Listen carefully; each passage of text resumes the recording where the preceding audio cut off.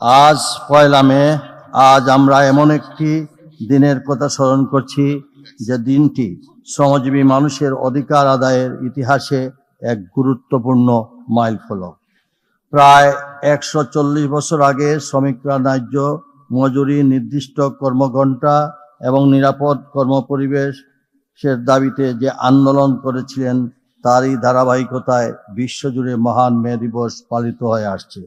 এই দিনটি আমাদের শুধু অতীতের সংগ্রামের কথা মনে করিয়ে দেয় না, বরং আমাদের বর্তমান দায়িত্ব এবং ভবিষ্যতের দিক নির্দেশনাও তুলে ধরে। আমরা যদি বাংলাদেশের দিকে তাকাই, আমরা দেখব কোটি কৃষক যারা রোদ, বৃষ্টি, ঝড় যাই হোক আমাদের অন্ন যোগাচ্ছেন, আমাদের গার্মেন্টস শ্রমিক, কোটি প্রবাসী, তাদের ঘামে শ্রমে গড়ে উঠেছে এই বাংলাদেশ আর এখানকার অর্থনীতি।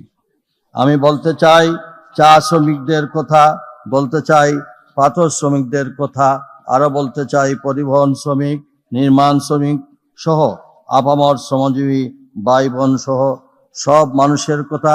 তারাই আসলে সত্যিকারের নায়ক।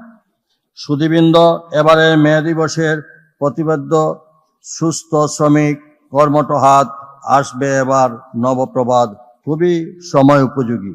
কারণ আমরা সবাই জানি একজন শ্রমিক সুস্থ না থাকলে সে তার কাজ সঠিকভাবে করতে পারবে না, আর শ্রমিকের কাজ থেমে গেলে দেশের উন্নয়নও থেমে যায়। সম্মানিত সুধী, বর্তমান সরকার শ্রমজীবী মানুষের পাশে থাকার সরকার। আমরা বিশ্বাস করি শ্রম খাতে শান্তি ও স্থিতিশীলতা থাকলে শিল্প উন্নয়ন ত্বরান্বিত হয় এবং দেশের অর্থনীতি শক্তিশালী হয়।